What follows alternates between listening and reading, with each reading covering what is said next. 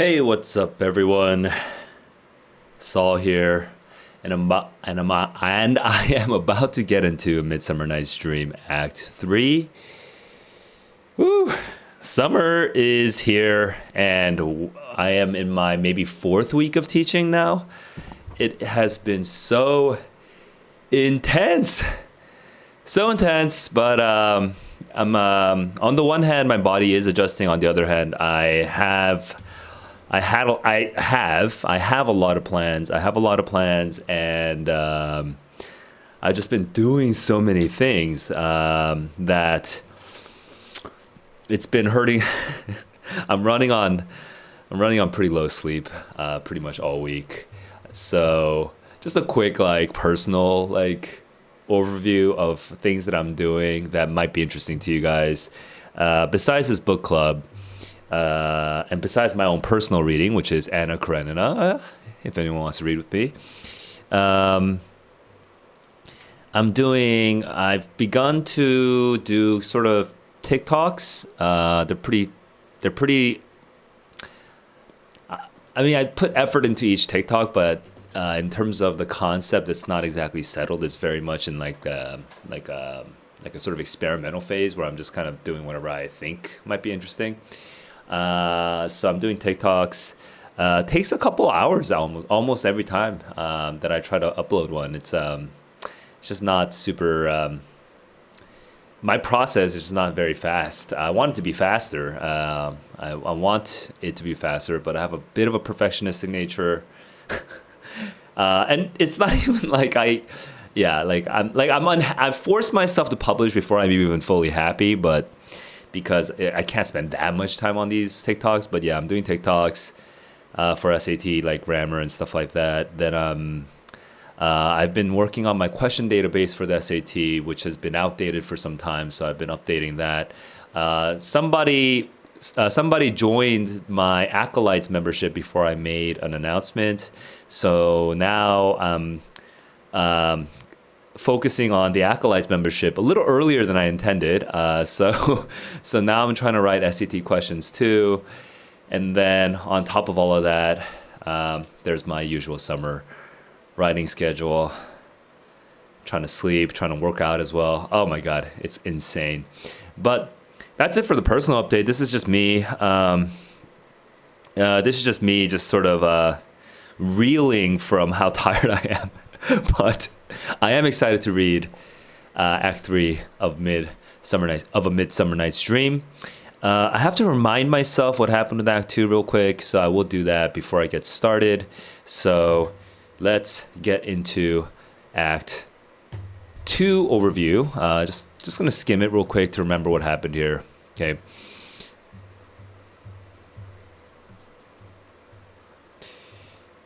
Oh man, I am... Oh, yes. There was the Hermia is now estranged from Lysander, who is suddenly in love with Helena because of the little fairy. And... simultaneously, Robin is the fairy. Robin is the... Hang on, let me remind myself of the characters here. No, Robin's not the fairy. No, there is a Robin fairy, right? Yes, Robin Goodfellow. The Puck. And...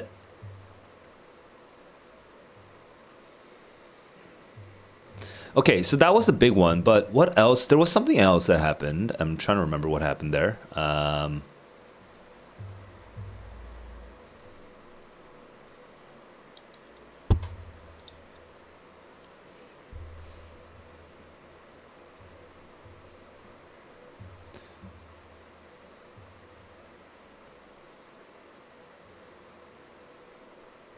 Wait, hang on. I'm actually losing track of the characters. Okay, so Demetrius loves Hermia.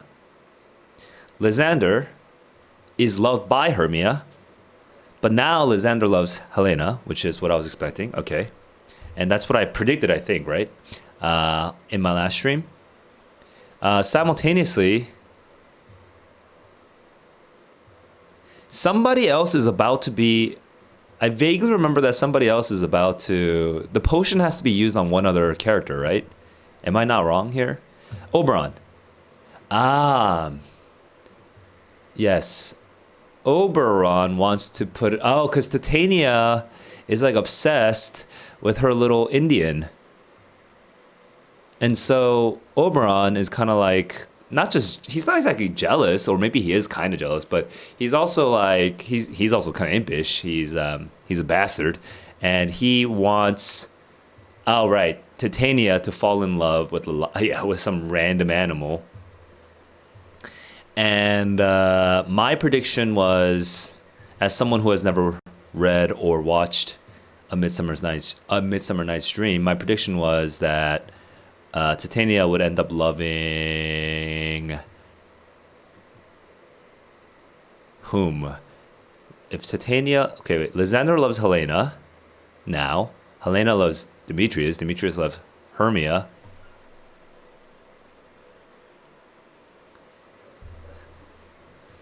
If Titania ends up loving Lysander, who now loves Helena, that would be pretty chaotic. If she ends up loving Demetrius, who loves Hermia, that would be chaos too, but in the same way. What was my prediction last time? Maybe she doesn't end up loving either of these characters. Because they all...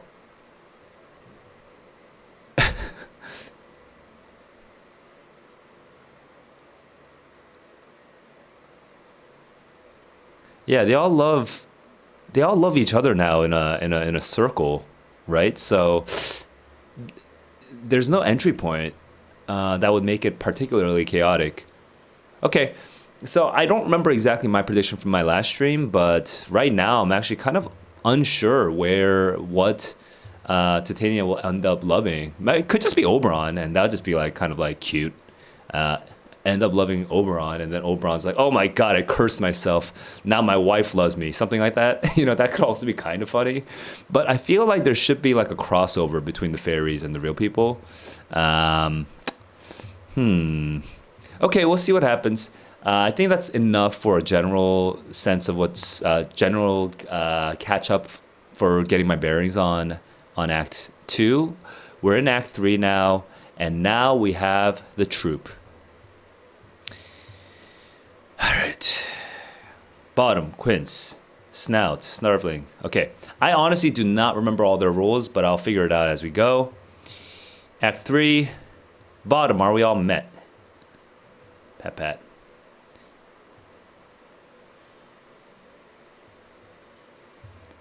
Dressing room, tiring house.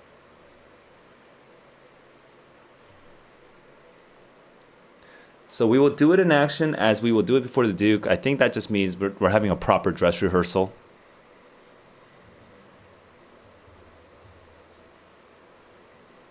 Peter Quince, what sayest thou, bully bottom? There are things in this comedy of Pyramus and Thisbe that will never please. First, Pyramus must draw a sword to kill himself. How answer you that? Oof, I don't remember Pyramus. I need to remember this. Pyramus, here we go.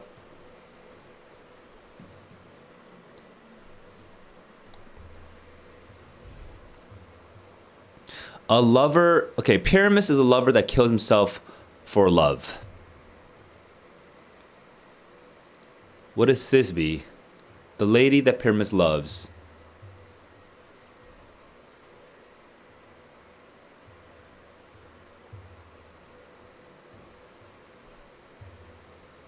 And then there's parents around them. And there's lion. Sweet man, gentleman-like.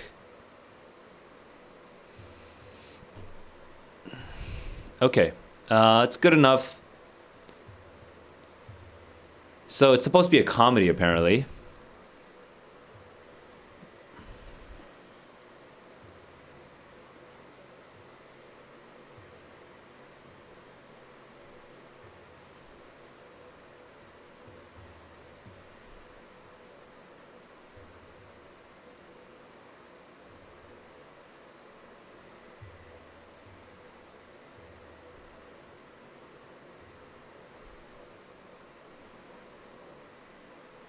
Okay, feel like there's some sort of weird meta commentary going on, but I don't fully get it.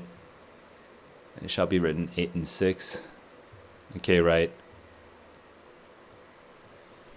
8 and 8. Okay.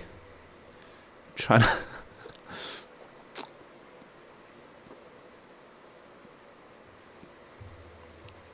Okay, there's a lot of meta commentary going on, and I'm not gonna slow down enough to kind of suss it all out. So I'm just gonna push forward here.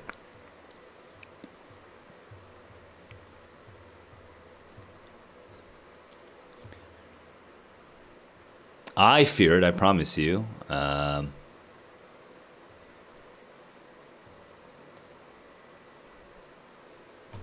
In 1594, at a feast in honor of the christening of King James's son, a tame lion that was supposed to draw a chariot was replaced by.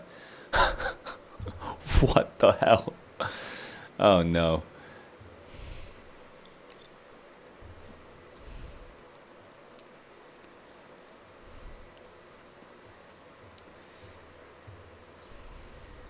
I'm trying to remember who Snout is now. Who is Snout?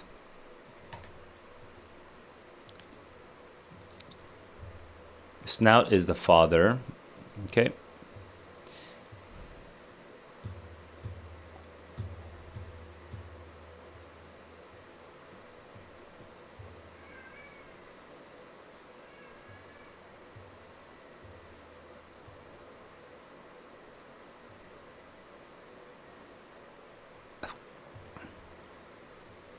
Wait, so Bottom has this weird thing about how he wants to. Bottom is trying to ruin the play for some reason. Like I'm not getting it. I don't get this whole thing about like why he wants to keep emphasizing that this is just acted or whatever. Like I don't know where that's coming from. I don't know what commentary that is. Should I click on this? No. Okay. I'm just gonna move on.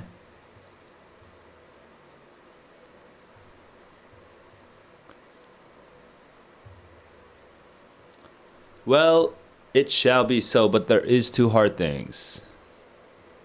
Moonlight. Okay, so we talked about lions. We talked about swords. So now we're talking about moonlight.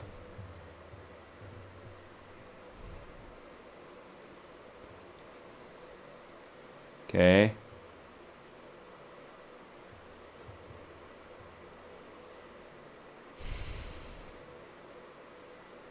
The person of moonshine.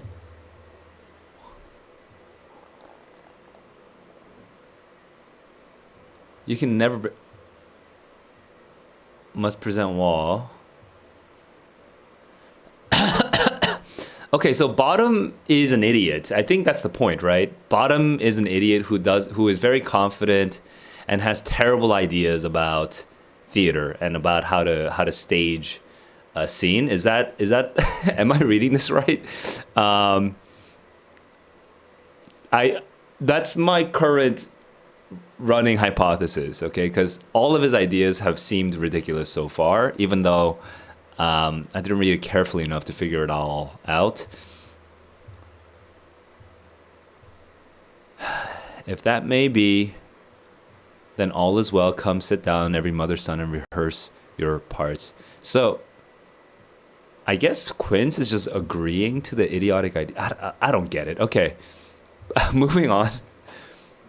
But it does feel a bit like a farce so far, right? And I'm pretty sure I'm not wrong in getting the tone of it correct.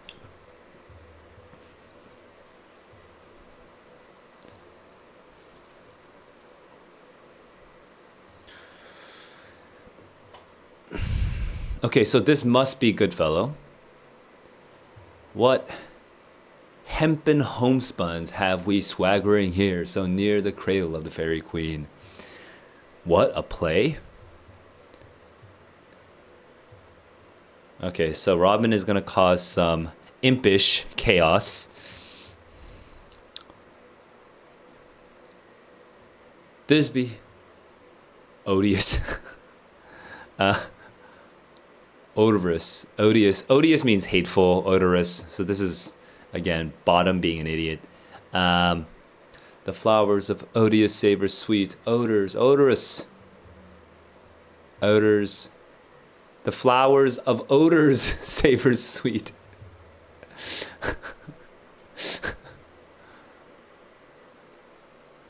uh,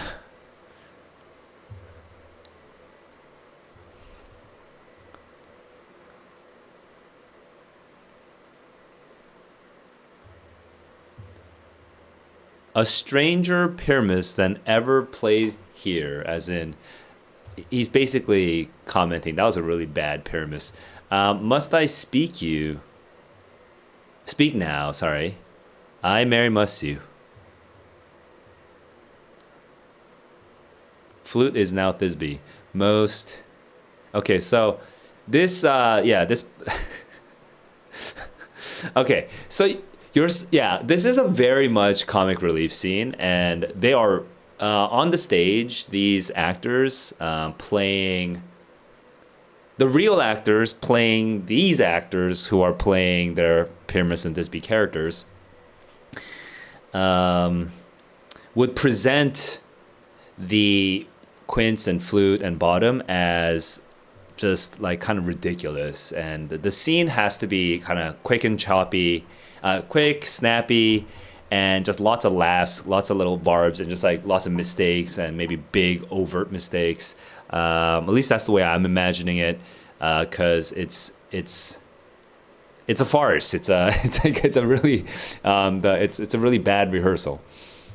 So you got to keep it fast and funny. I marry must you. Most radiant Pyramus.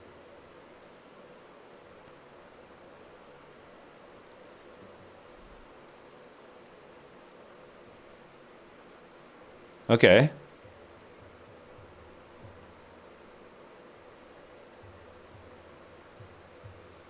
Nini. Okay.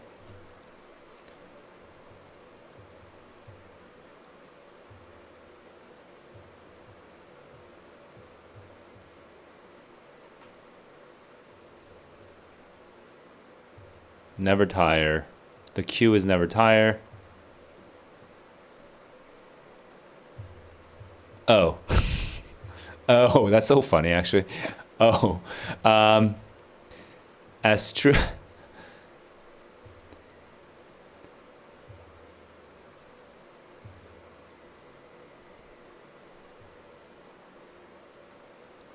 We are haunted. Pray Master, Fly Master's help. Okay, Quince is actually losing hope right now.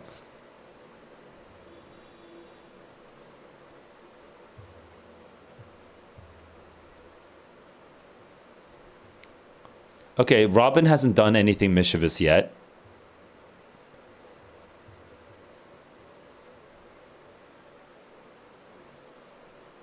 Okay, this is very sing-songy, and I don't remember, was Robin always like that?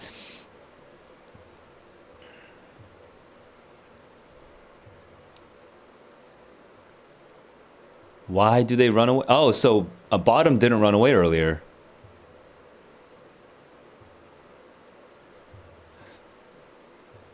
Oh, no, no, no, no. I misread this. They ran because of Robin. They saw Rob. Oh, I see. I see. I totally missed this cue here. Speaking of missing cues. So we had Robin, the fairy, come and kind of scare everyone, and Bottom with the ass head on. Okay, so we get ass heads. Okay, and so now, okay, so this is just, okay, classic, just like, it's just comedy. It's like a lot of it is very like, not physical comedy, what's the term for that? But it's like visually, it's like kind of Charlie Chaplin-esque, sort of like, it's visual comedy? Is that the right word? Charlie Chaplin, physical comedy? Okay, I'll just say comedy style. Comedy style. Physical comedy, yeah.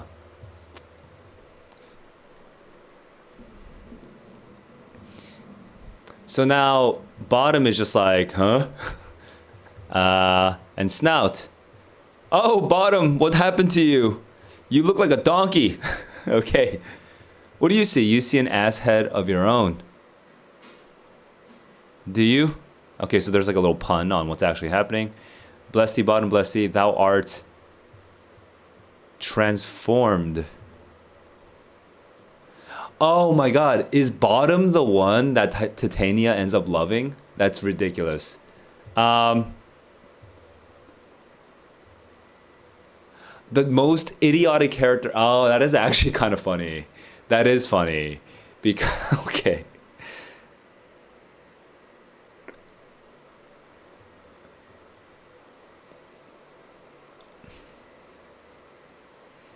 Hmm. Okay. So Robin, for whatever reason, wants to ruin the play. The play is for Theseus and what's her name? Hippolyta. I think Bottom is gonna become loved by Titania, so the fairy world will come crashing in through Bottom, and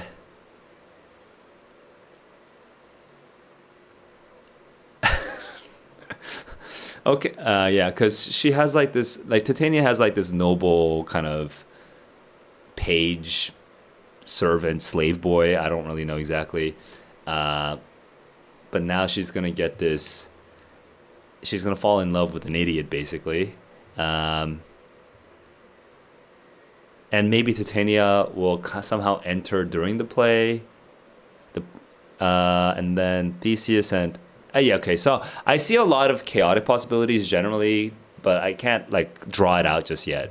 But I kind of imagine Titania falling in love with Bottom now.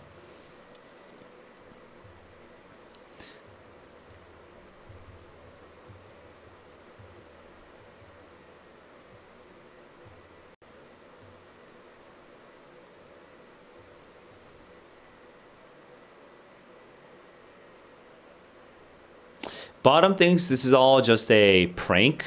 That the other guys are not actually. Oh, Titania, hilarious! I was right. Okay. Yeah. Bottom is convinced that they're just pranking him, and now Titania is away. Okay, this is perfect, and also great pacing. I'm glad that it just happened right away. Um, and this makes sense now in retrospect. Why it makes sense why we had Shakespeare had Bottom just like have the most horrible ideas because we're really just dropping his status as much as we can, and now Titania falls in love with him. Okay. Um, the finch, the sparrow, and the lark, the plain song cuckoo gray, whose no full many a man doth mark, and dares not answer, nay. For indeed, who would set his wit to so foolish a bird? And this is kind of funny because now we're talking about himself, actually. Who would give a bird the lie, though he cry cuckoo never so. Sing again. I love your voice. Okay, and this is when the audience will crack up. Depending on the acting, the audience will crack up right here. Force them, move me on the bird's view to say, to swear I love thee. I love thee. Methinks, mistress, you should have little reason for that, and yet to say the truth, reason and love keep little company together nowadays. Nay, I can gleek upon occasion. You are wise. Okay. Again, here we might get some chuckles. Not so neither. If I had wit enough to get out of this wood, serve my own self. Yeah, purpose. Okay. Do not desire to go. Stay in this wood. Stay with me.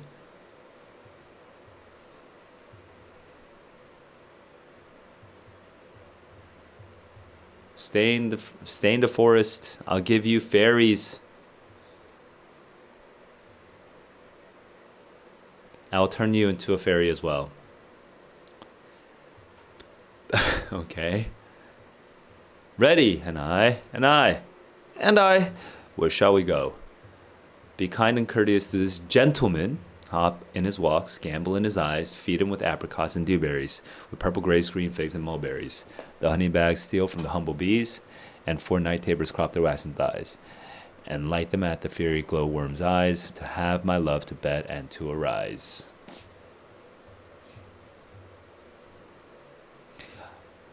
Hail, mortal, hail, hail, hail. Okay. I cry, worships mercifully, heartily. I beseech, worship's name. He's learning the names of the fairies now. So it's funny because he's now, bottom suddenly now is not at the bottom. He has a lot of power. He has now quite a lot of power. He has the love of the fairy queen. So he's learning the names of his fairy attendants, which I wasn't actually anticipating this, but that does change the power dynamic of this of the character between the characters of this play.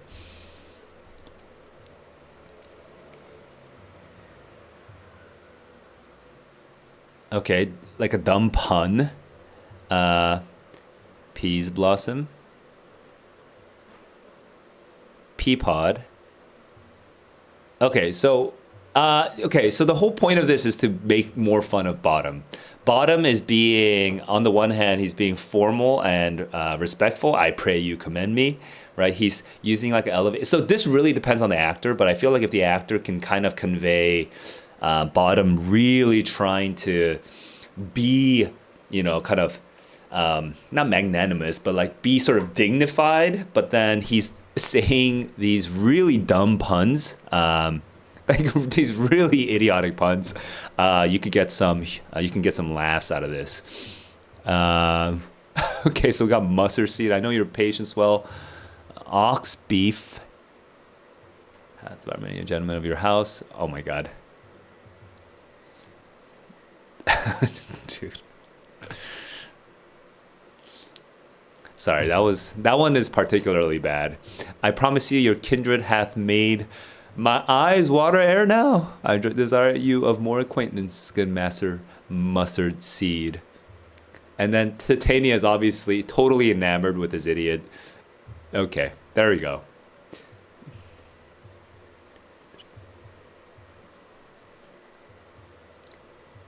That is so it's so bad. It's so like lowbrow and so bad. It's so ridiculous. Just have him make like weird asinine noises. Wearing a donkey head, wearing an ass head. It's Anyway, I'm just gonna wait. Hang on, lamenting some enforced chastity. Hang on, I'm missing something. Are we actually talking about sex right now? And when the moon weeps, every little flower weeps. To my bower. Oh, I actually kind of forgot what bower means. Right. Oh, but it could also mean a house, which is kind of what I was imagining more of a room, but I guess like a cottage. So I think here I'm supposed to read that as he's gonna take. Basically, Titania is saying, tell me if you have a different interpretation, but I'm pretty sure this is just saying, the moon is sad that I cannot have sex with Bottom. Sorry, I just got slightly distracted with the word bottom in the context of sex, which almost certainly did not exist. I'm like, now I'm just distracting myself. But anyway, yes, I had to get that out of the way. So that past just like floated through my mind. Sorry, that thought just passed through my mind. Okay, now it's past. Anyway, distracted.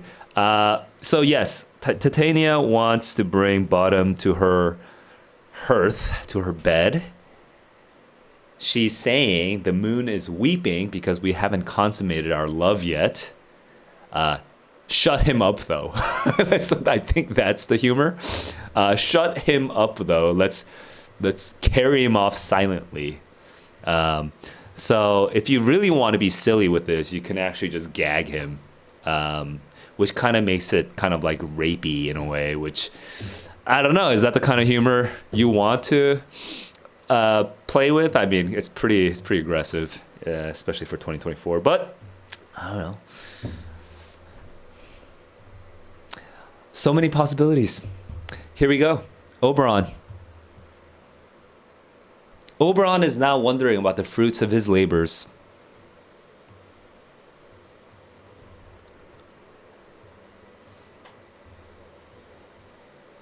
When the monster is in love, I'm assuming this is referring to the fact that he has a donkey head, right? And everyone's sort of believing he has a donkey head.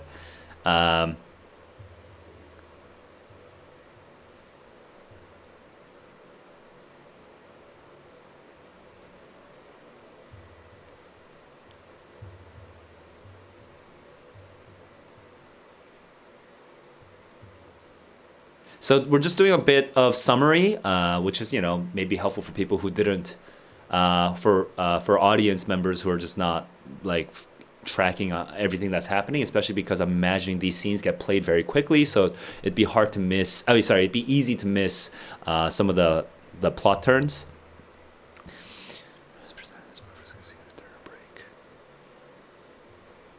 Pyramus presented in their sport. They presented Pyramus in their acting and forsook the scene and it ran away into the thickets. When I did him at disadvantage take, an ass's knoll I fixed on his head. Oh, I didn't realize the ass head was from. Oh, which explains why he didn't know. That bottom didn't know he looked like an ass because he didn't. Okay. I completely missed that earlier. I'm glad that we had this little summary. Apparently, it was Robin that put the ass head on Bottom's head. So that's why Bottom doesn't know that he looks like an ass, and that's why everyone believes that this is a monster.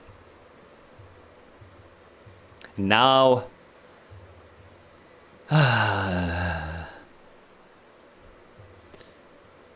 They run away, right? Yeah, they run away. So, and at our stamp here, they kind of fall over each other. So this is actually interesting. This is also kind of like staging instructions, because now that this is all here, if you're an actor reading this, you kind of know how you're supposed to imagine the earlier scenes. So I wasn't actually imagining all this, but that makes sense. He murder cries, help from Athens calls, their sense made thus weak. I guess you could also have Robin just straight up lie. If you have Robin lie, then you have more license as an actor or as a director to do different things in the previous scene. But okay, I'm just getting sidetracked at this point. Let me go on. So we have there's the Strami, so the things begin to do them wrong.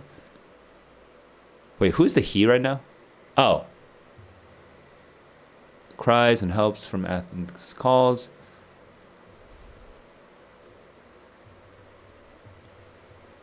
Rise and thorns at their peril snatch, some sleeves, some hats. Wait, what? I'm losing track right now. What is this? They're senseless weak. Lost with their fears thus strong. Okay, so far so good. Made senseless things. Begin to do that. Oh, they started hallucinating scary. They started panicking at things that are not worth panicking about because they're delirious. This is something that happens in comedy movies all the time, where you get like characters who are scared and then they look at some, I don't know, like a teddy bear, and then they start screaming because they're so scared, right? So that's the scene that we're describing here.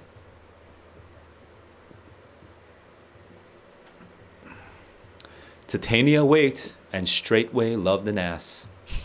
And when in that moment, so it came to pass, Titania waked and straightway loved an ass. It's a good, it's a nice tight line there.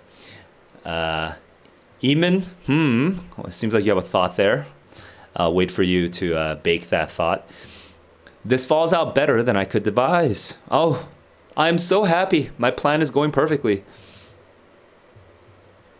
Oh, and did you get the Athenian? Did you get Demetrius? It was Demetrius because Oberon wanted Demetrius to love Helena back, but actually, Robin is going to say yes, but it's going to be the wrong Demetrius. It's going to be the wrong Athenian. And then I forgot about this particular plot, not twist, but little trouble. So now Oberon's expectations are not going, things are not going to according to his expectation. Stand close. And Robin's like, no, no, that's the wrong guy. Oh, why rebuke you him that loves you so? Hang on. Demetrius now loves Hermia.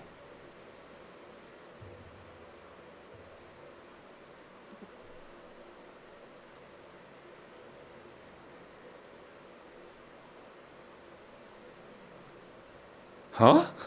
I'm like losing track. What? Am I forgetting? Am I not remembering correctly? I thought it was supposed to be Demetrius and Helena. Oh no, Demetrius now loves. Sorry, give me a sec. Oberon thought.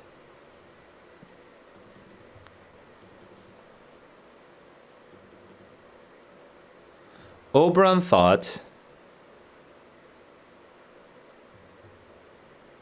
Demetrius would be given over. Oberon wanted Demetrius to love Helena back.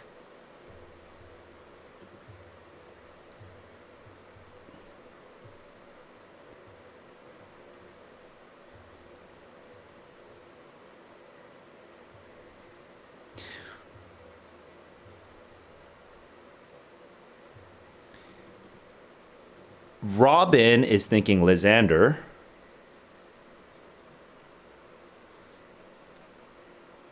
But why would Robin... Did Robin see Hermia? I guess that was the confusion. Okay. I thought Robin never saw Hermia, but maybe I'm lost. No, he did see Hermia. He did see Hermia. He saw them together. Yeah. And I don't think Oberon saw Hermia, so Oberon's seeing Hermia for the first time right now. There we go. There we go. Sorry, it took me a while to suss that out.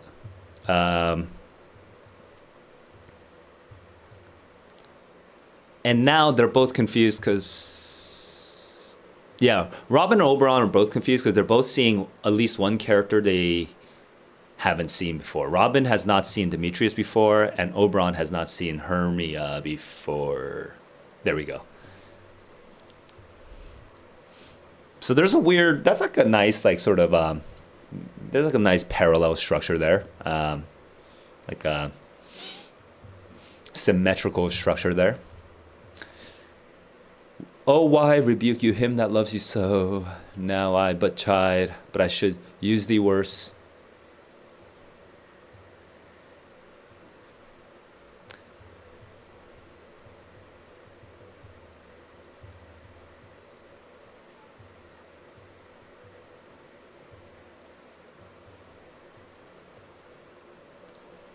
Okay, I would I would sooner believe that the Earth would have a big hole through it, and the moon would creep through the hole and cause the tides to be messed up or something. The antipodes displeasing the sure. Some crazy fantastical thing has to happen before I believe that Lysander no longer loves me. So you must have killed him.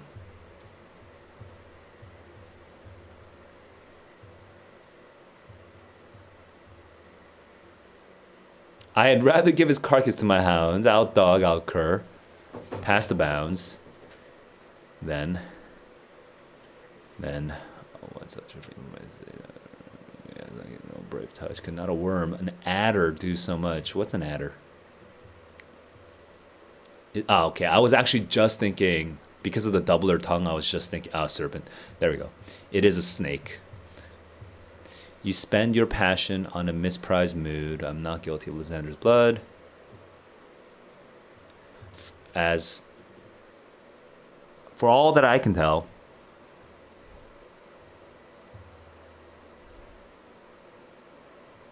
What do I get if I, yeah, because Demetrius obviously doesn't want him to be well, but Demetrius also didn't kill him.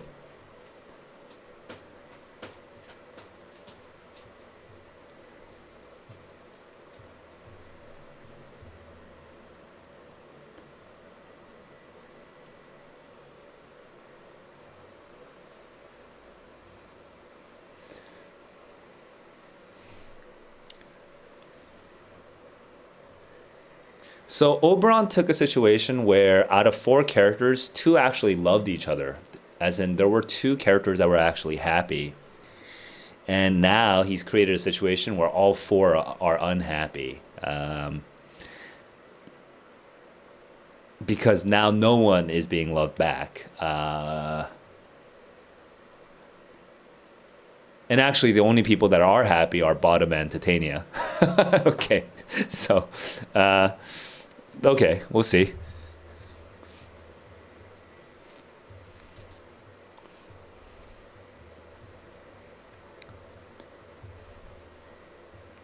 Some true love turn and not a false turn true. Exactly. That's actually weirdly basically what I was just saying. Then fate overrules. One man holding troth, truth, oath. True oath, troth. A million fail, confounding oath on oath. Okay.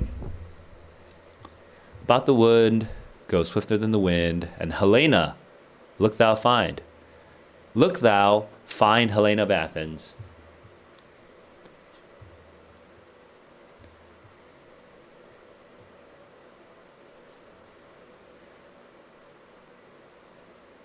Charm his eyes. So this is Demetrius now. Again. So we're trying to charm Demetrius again. All right. Swifter than arrow from the Tartar's bow. Okay. So that's going to cause potentially more chaos, right? Wait, but now it's hard for me to even predict. Like, what other layer of chaos could we possibly add? But this time, Robin knows who Demetrius is and Lysander is, so Robin can't get the wrong person. But when Demetrius wakes up with the potion, Demetrius could end up loving Hermia. That would be a happy ending. Oh, sorry, not Hermia. Demetrius could end up loving Helena. That would be happy for Helena.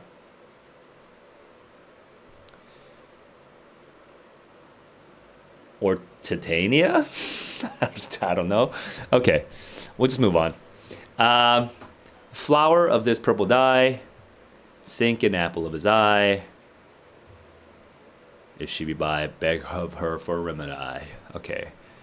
Oh, and so we have it on Demetrius now. Oh, wait, Demetrius just fell asleep? Okay, yeah, he did.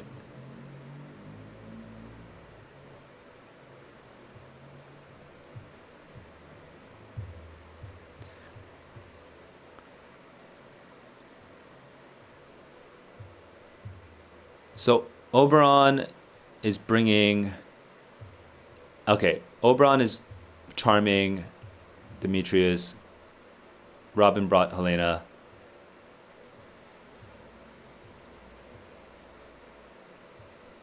And the youth mistook by me, pleading for lover's fee. Oh, oh, I see.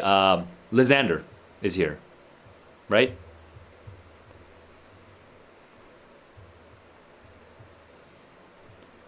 Once we want.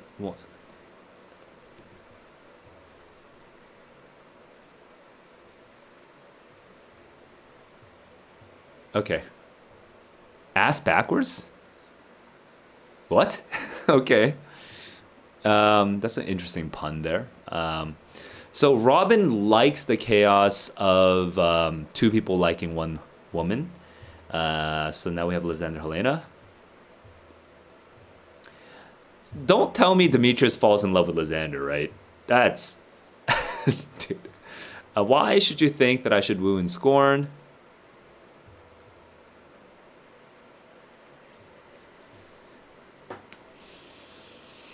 So we're having a very similar scene that mirrors the previous scene.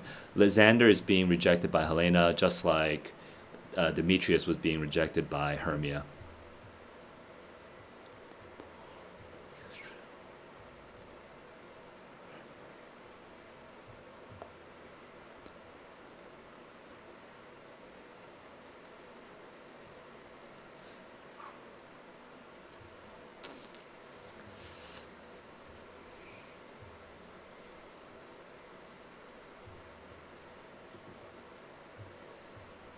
Oh, I'm just realizing what. Okay. Your words are so light. I can't believe you. I can't. I do not believe that you love me. You're being ridiculous because you loved Hermia just a little bit ago.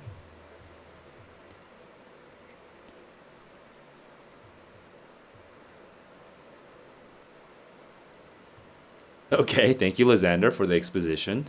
Um, oh Helen, goddess nymph, perfect divine, to what, my love, shall I compare thine eyne?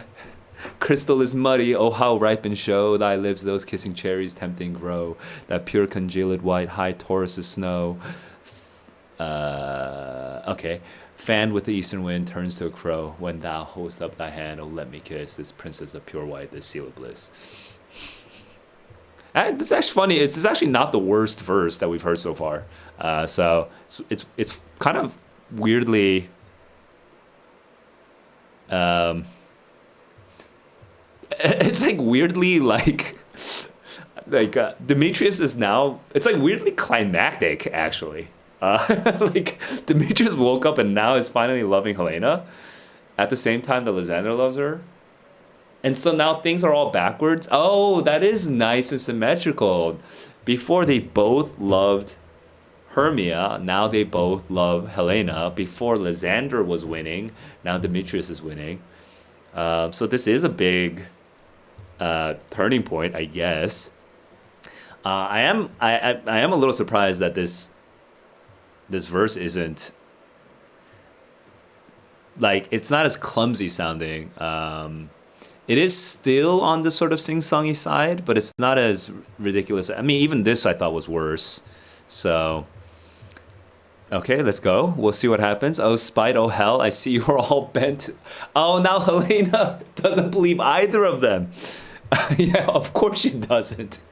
Uh, can you not? So she's not happy. If you, and it actually is kind of funny that from Helena's point of view, these guys are just mocking her, and of course she thinks that. Dude, I didn't anticipate this reaction, but this is perfect. Of course she has to react this way. Super praise, yeah, overpraise. You hate me, and because of course and actually this was really well written. Helena, from the very beginning, was very insecure about her looks, right, and her charms. She was very not quite jealous, but she was very envious of Hermia. So this was really set up earlier in the play. This was such a perfect reaction. Uh, you both are rivals and love Hermia, and now both rivals to mock Helena. A fine exploit, manly you guys are.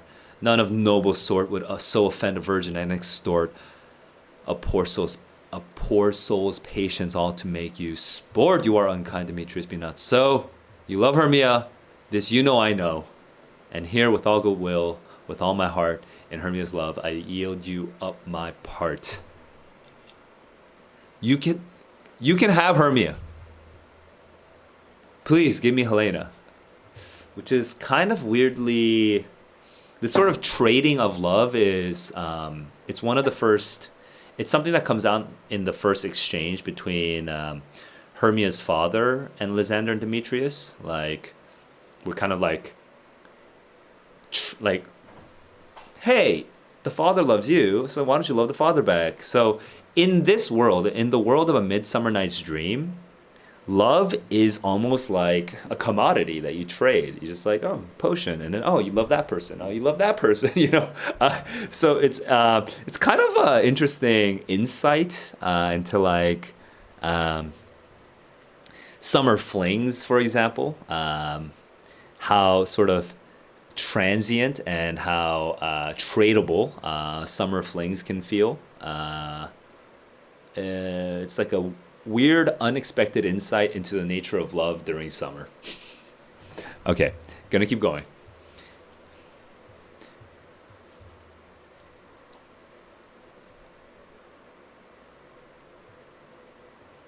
Never did mockers waste more idle breath. I don't believe either of you. Lysander, keep thy Hermia, I will none. All that love is gone. My heart to her, but as guess why sojourned. Now to Helena is at home returned. There to remain. Helen, it is not so. They have to like kind of shout over each other. Disparage not the faith thou dost not know, lest to thy peril thou Abby a deer? Abby a deer? Yonder is thy dear. It's a ridiculous conversation. No, you love her, right? No, you love her. You love her. Go to her. You know, that's basically the whole conversation right now. And Helena's just like, what do you... Get away from me. And now Hermia is here, and Hermia is finally believing Lysander, who still loves her in her eye, in her view. Lysander is now alive. Here in double recompense. Not by mine eye, Lysander found. But why unkindly didst thou leave me so? Why should he stay whom love doth press to go? Why should I stay if love takes me elsewhere? What love could press Lysander from my side? Lysander's love. Oh, now we're just going to break Hermia. Okay. Fair Helena, who more engilds the night. Now, this actually is weirdly proof. It's proof to Helena that Lysander actually loves Helena.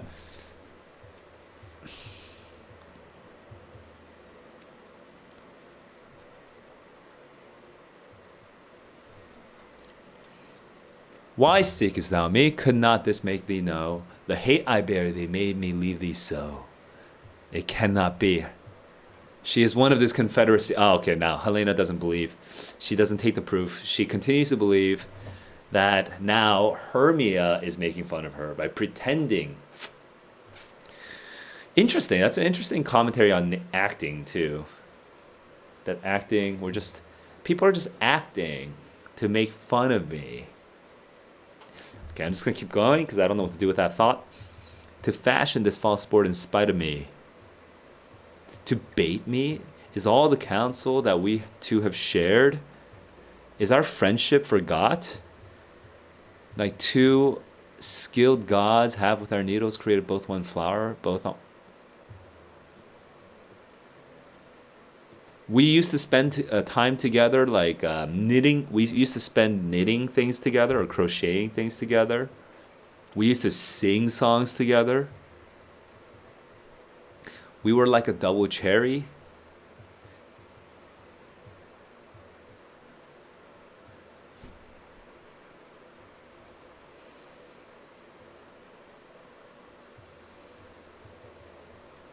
Now you're joining with the men and scorning me? That is not friendly. That is not maidenly.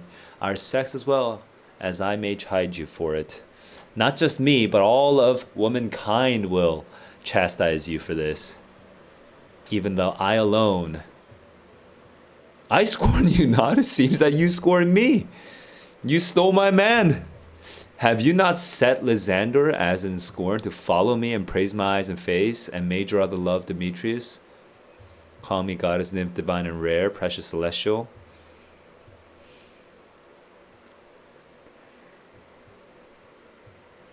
Isn't it your plan?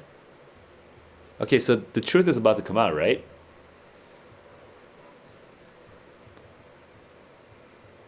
What are you talking about? Persevere, counterfeit, sad looks. Yes, continue your fake pity. Make fun of me when I turn my back. Wink each at other.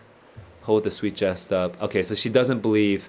She continues to believe that Hermia is in on this plan. Okay, so the truth is not coming out, which just makes sense. We're still in Act 3. So Helena's self-confidence is really rock bottom, man. She really cannot believe that these two guys would love her at all, even when Hermia comes on the scene and gets rejected by Lysander.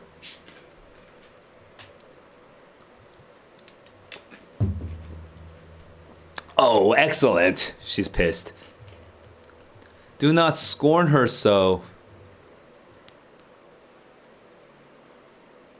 Well, if Hermia cannot make you stop, I can make you stop confessing your love to Helen. Wait, so are they gonna fight?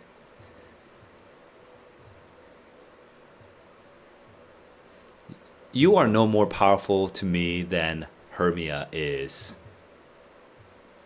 Helen, I love thee. Dude, this is such a. Oh my god, it's such a mess.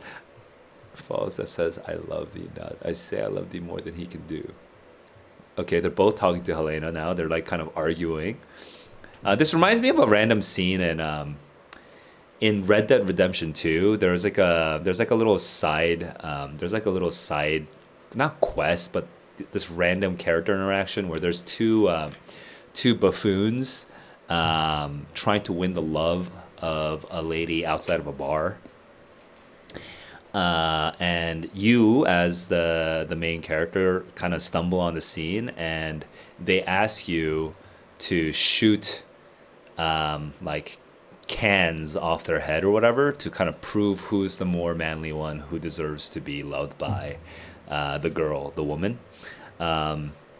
But this sort of general trope of like two men fighting for one woman's affection and using that for comedic effect, I think, like Shakespeare here is doing that, doing exactly what we see in even modern entertainment, modern media. I say I love thee more than he can do. If thou say so, withdraw and prove it too. Quick, come. Away, you Ethiop. Jesus. Jesus. Dude, that is so bad.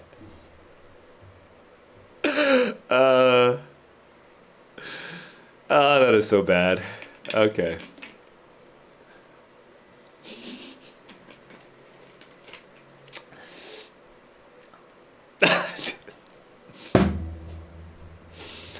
So Hermia must be crying at this point, right?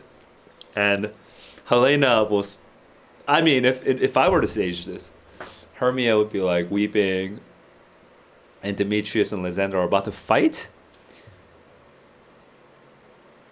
Lysander will only pretend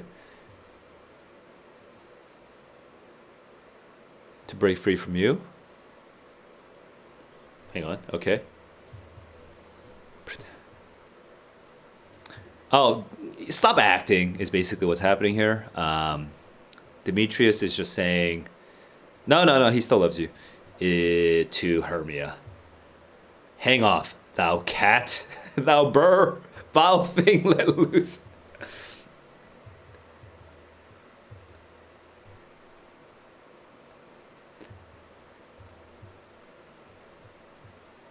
Are you not kidding?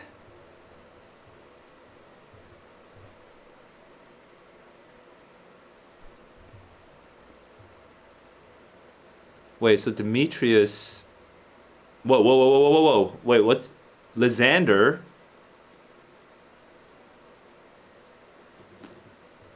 Wait, so Hermia's like, are you not kidding, to Lysander, and Helena is saying, you are still kidding. So Helena's position has not changed. Lysander is saying, Demetrius, I will keep my word with thee, which I think was to fight, right? Is that the general idea? Yeah. Oh, I would, I had your bond. For I perceive a weak bond holds you. What?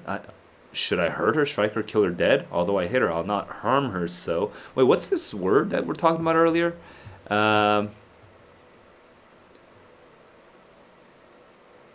Okay, I don't know. Just gonna keep going. Am I not Hermia? Are you not Lysander? I, by my life, never did desire to see thee more. That I do hate thee and love Helena. Oh me, you juggler. You canker blossom. You thief of love. Now Hermia is against Helena. There we go. I should have said it. I think I had thought this thought, but I didn't say it. Now Hermia hates Helena. You stole him from me. Have you no modesty, no maiden shit, no touch of bashfulness?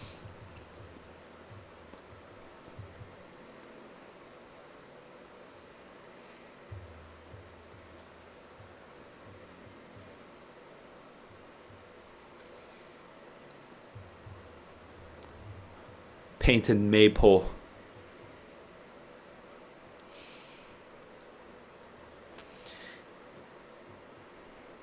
Okay.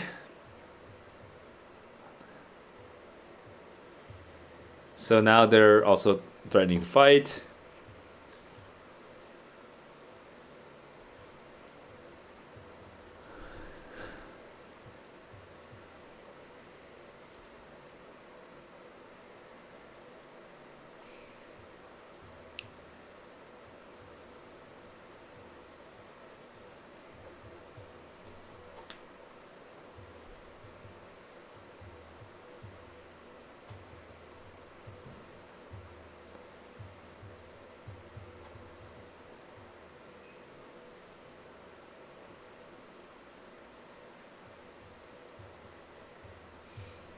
Wait, the two men are still in this scene, right?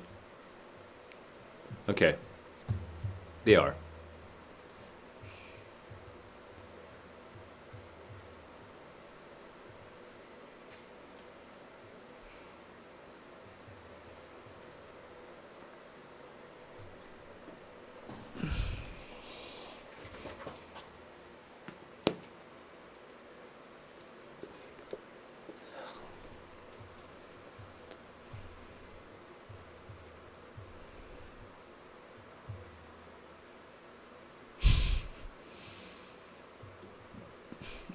Lysander. Lysander, my man. Uh, oh man. You bead. You acorn. You minimus.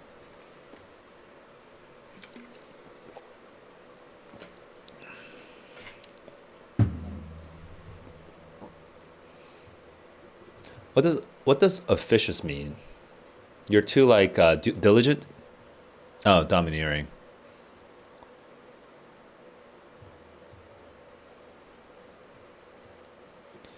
In Helena's behalf, that's going. Okay, yeah, right. Like you're being sort of not simp, but like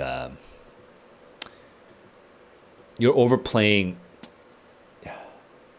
You know, like that sidekick that repeats the same thing that you say, the main character says. That's what Demetrius is calling Lysander.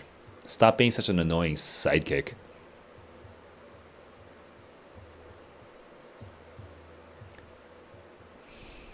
Thou shalt buy it. Thou shalt buy it. Thou shalt buy it. Now she holds me. Oh, so it is a buy. Okay. Just have to figure out how to pronounce it because this is coming back multiple times. Um,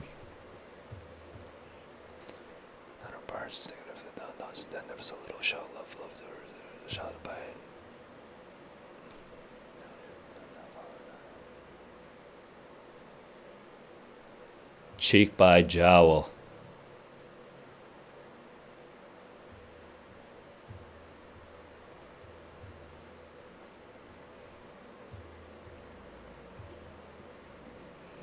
Okay, we're pretty close to the end. I am actually suddenly very tired, so let me just take a quick stretch break. I'll be back in. I'll be back in like 1 minute, like 1 or 2 minutes, real quick.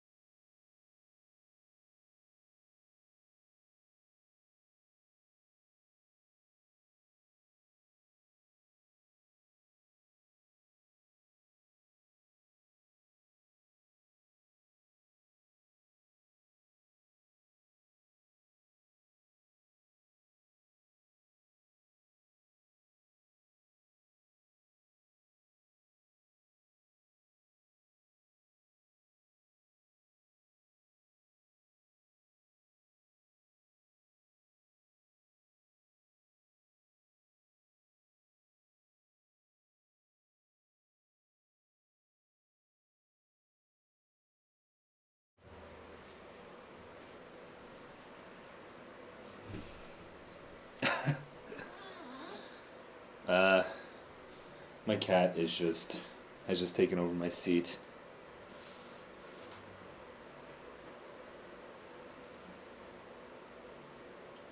어구, 나 여기 앉을게요.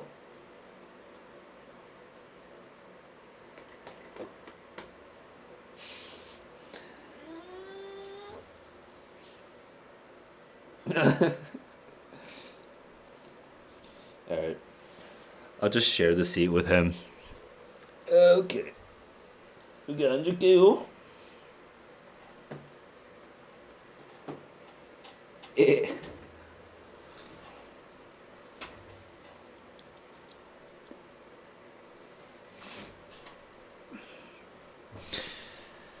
All right. I'm pretty close to the end now. I just have, I'm just like, wow, my sleep has been not good this week. But very close to the end, and I am enjoying Act 3. It's, I mean, it's about, yeah, I guess it's the emotion, like the sort of going back and forth. It's very action packed. It's a lot of fighting. It's a lot of fighting. So, and it's easy to understand the emotions that are at play. So, I don't know what can possibly happen that just makes it more crazy. And I'm actually lacking the creative juices to imagine what might happen. So, I'm just going to sort of sit back and sort of enjoy the ride rather than try to stay a step ahead of it. But hey, this is just it's easy reading, relatively speaking, and it's just fun. It's just sort of lighthearted, silly fun. Let's get into it.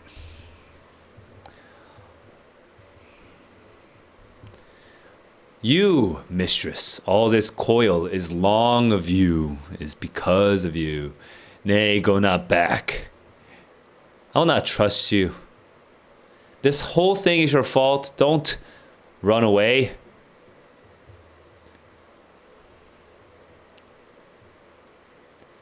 You are better at fighting than me. My legs are longer. I am dumbfounded. Oberon and Robin are here now.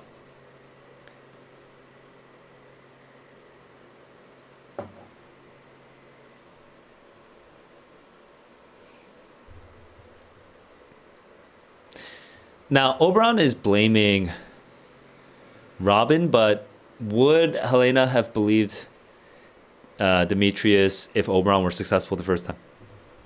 If Robin were successful the first time with getting the right person?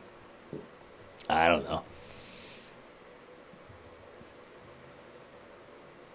And Oberon is upset with Robin for not for being an imp.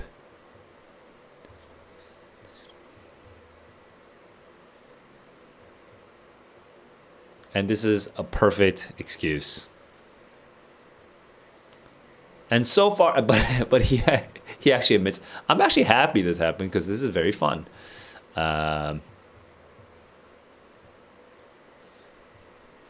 Okay, so the two women are fighting.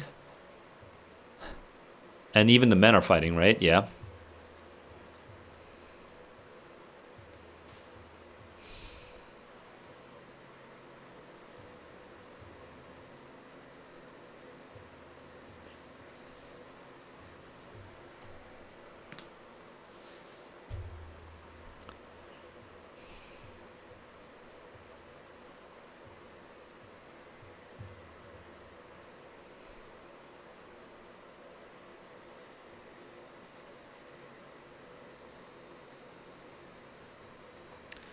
Okay, so he's commanding Robin to um, sp- speak with the voice of Lysander, or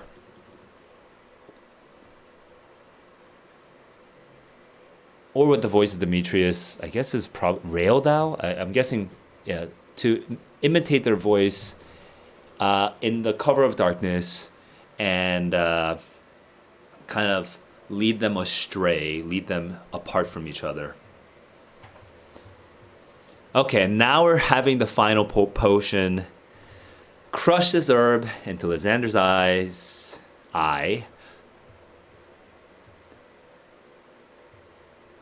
To take from thence all air with his might and make his eyeballs roll with normal sight. So we're just canceling the first potion.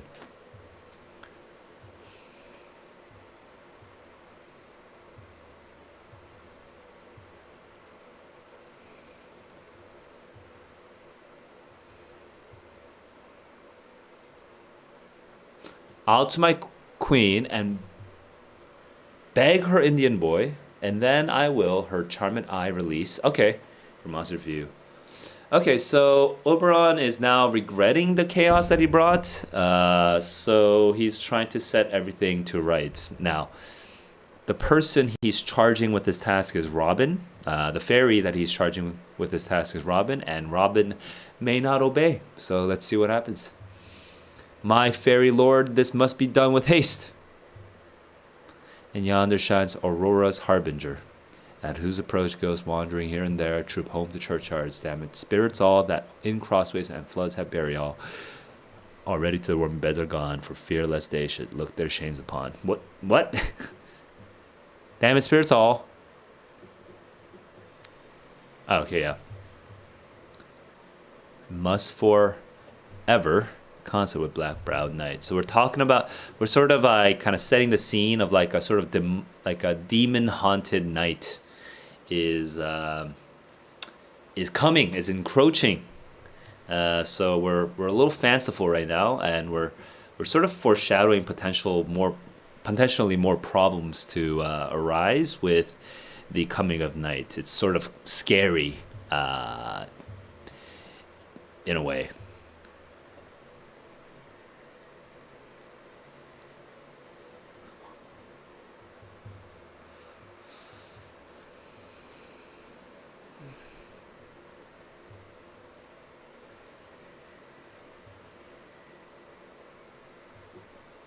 Oberon saying, don't worry, I guess. Up and down, I will lead them up and down. I am feared in field and town. Goblin, lead them up and down. Here comes one.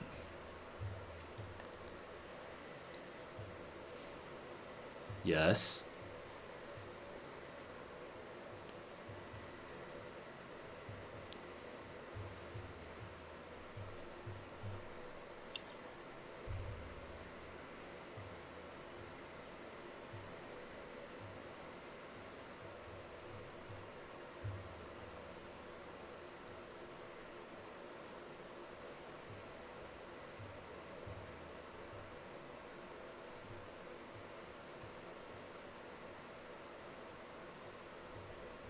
Okay, so some time has passed and Lysander could not find Demetrius. He's getting sleepy.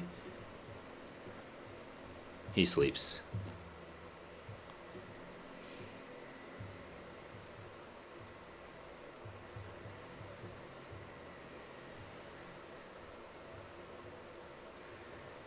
Pay for this dearly. Okay.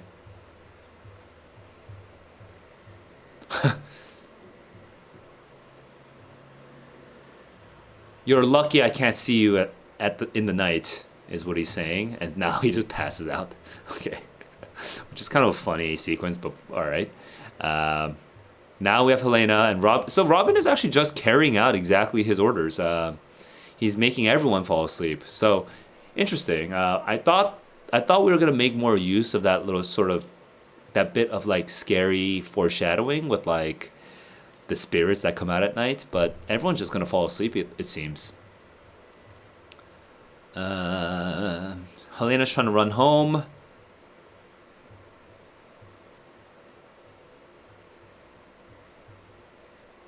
Now, this part is interesting. Before I keep reading, I just want to make a quick comment and prediction. The thing that's happening right now is Oberon specifically told Robin what to do with the two men. I don't think he's told Robin what to do with the two women. I may have misread, but I don't think he specifically said, Robin, lead the woman astray to fall asleep. So I feel like Robin is just doing this out of his own agency.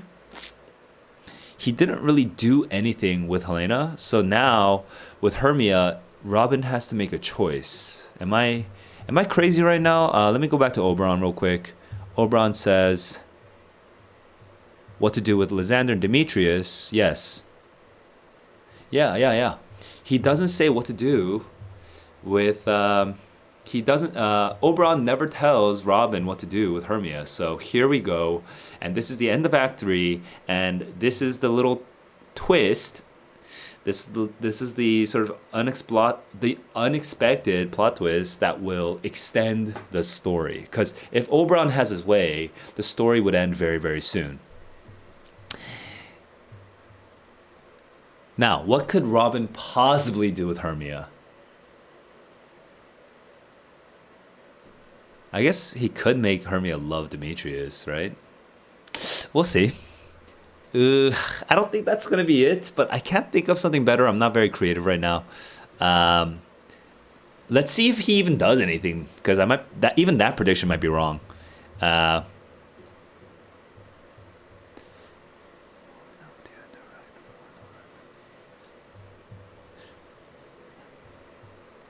oh, oh wait, Lysander. Okay. No. Robin is obeying his commands. Oh, okay. So I was wrong. Robin is so far being a good imp. Good imp.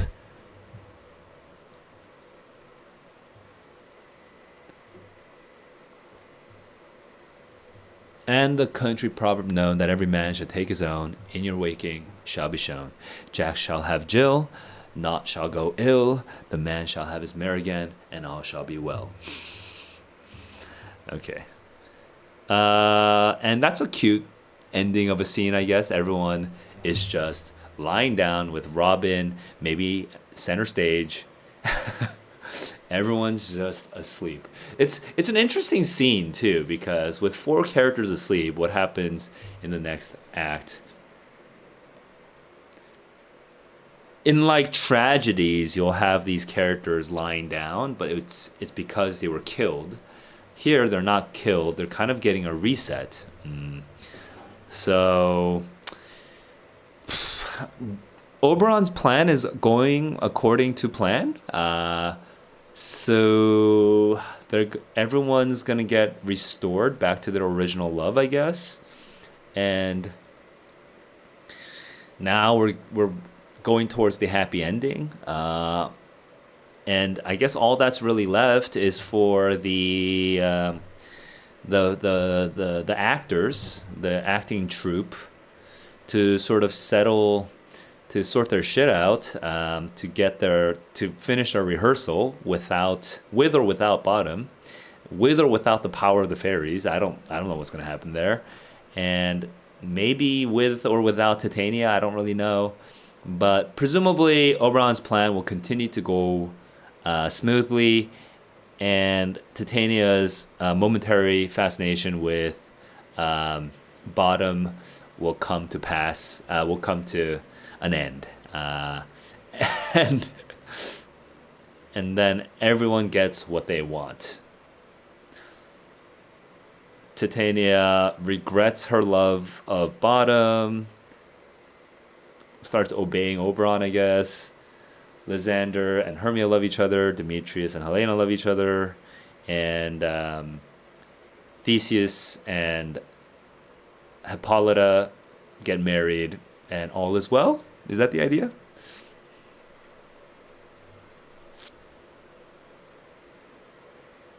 Okay, yeah. I mean, that's all I can really imagine at this point. I'm not sure what other things could possibly happen. So I'll just leave it at that as my general predictions for the rest of this play. All right, that was A Midsummer Night's Dream Act 3.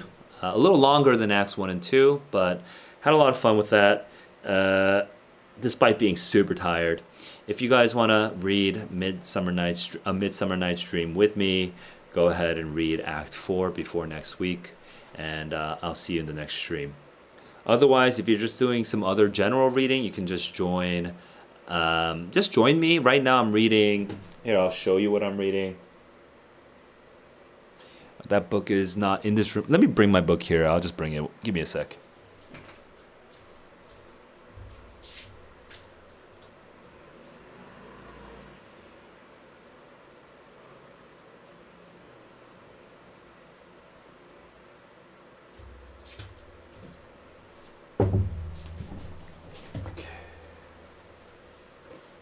Right now, I'm bouncing between three books. One is a sort of nonfiction slash academic set of short essays. It's a little unconventional, so it's hard to describe it. But I guess it's basically essays about love, called Eros the Bittersweet. I'm also reading Anna Karenina, which is also about love. One of the very famous books about love, or a particular type of love, and many other types of love as well. Actually, Anna Karenina is a great book. It's my third time reading it, and I'm also reading on my Kindle. I'm also reading a nonfiction book called The Bell Curve, which is about IQ. I'm sort of bouncing between the three, but because I'm so sleep deprived these days, I'm trying not to like turn my brain on as much. So I'm reading more Anna Karenina, which is fiction, rather than the other two, which are nonfiction. Yeah, so if you're reading some other books of your own and you just want to sort of casually, share what you're reading with me, join the Discord channel. Join the Discord server, and there's a channel called Books, and just chat with me there, and we'll see where that goes. Okay, I think that's it for today's stream. Everybody have a lovely day, and I'll see you next week. Until then, keep on learning, keep on growing. Peace.